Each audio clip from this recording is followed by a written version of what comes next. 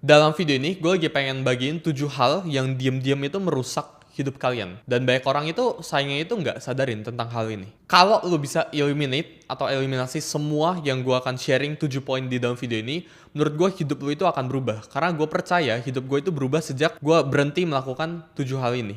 Yang pertama, yaitu hilangin energy vampires namanya. Yaitu orang-orang yang datang ke lu pada saat mereka lagi butuh doang. Ada tipe ya, dimana orang itu cuma datang pada saat mereka lagi butuh, atau orang itu cuma datang ketika lu itu lagi di atas. Pada saat mereka lagi down hidupnya, mereka itu bakal cari lu. Tapi pada saat mereka lagi di atas hidupnya, mereka nggak mau cari lu. Ini namanya itu bukan teman, ini namanya itu gue sebut liabilities ya, atau beban. Ini salah satu hal yang kalian harus cut di dalam hidup kalian. Lu harus mulai audit ya, siapa teman-teman yang bisa bikin lu semangat ya, yang bisa bikin lu optimis, dan siapa teman-teman yang kalau lu ngobrol sama mereka tentang mimpi lu atau tentang kehidupan lu, justru malah bikin lu makin capek setelah itu, atau pada saat lu ngobrol itu capek. You are the average of the 5% you spend the most time with. Ya, jadi kalau kalian spend waktu kalian sama 5 orang pemabok, ya lu bakal jadi orang pemabok ke-6.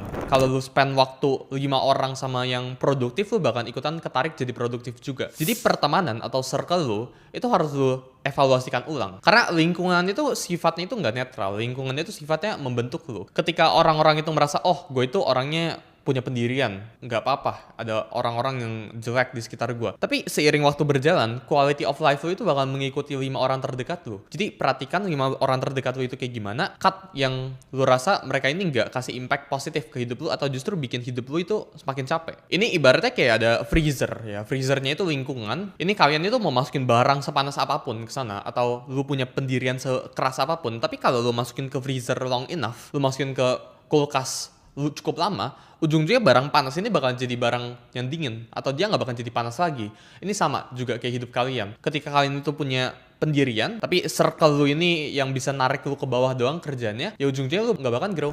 Yang kedua, ya berhenti ambil advice dari orang yang salah, atau tanya advice ke semua orang. Kebanyakan orang ya hidupnya itu stuck gara-gara mereka itu dengerin advice dari orang yang salah, dengerin pendapat atau nasihat dari orang yang salah. Kalau gue pengen minta advice tentang bisnis, ya gue tanya ke orang yang bisnis. Kalau gue pengen masuk ke Olympics, ya gue tanya ke orang yang langsung ke Olympics, udah pernah masuk ke Olympics. Kalau gue pengen viral, ya gue tanya ke orang yang udah pernah viral. Kalau misal gue pengen berotot, gue pengen nge-gym, ya gue pengen sehat, gue tanya ke orang yang sehat, bukan ke orang yang udah masuk rumah sakit dan sebagainya. Banyak orang minta advice ke orang yang tidak tepat. Lu minta advice bisnis ke orang yang gak punya bisnis, terusnya lu bingung kenapa lu gak dapet jawaban yang benar. Lu seharusnya tanya ke orang yang sudah pernah melewati fase itu. Jangan tanya advice ke orang yang salah. Sumber advice yang kita terima itu menentukan kualitas hidup kita. Mungkin terkadang ya orang itu niatnya itu baik, kayak misal orang tua kita itu niatnya itu pasti selalu baik.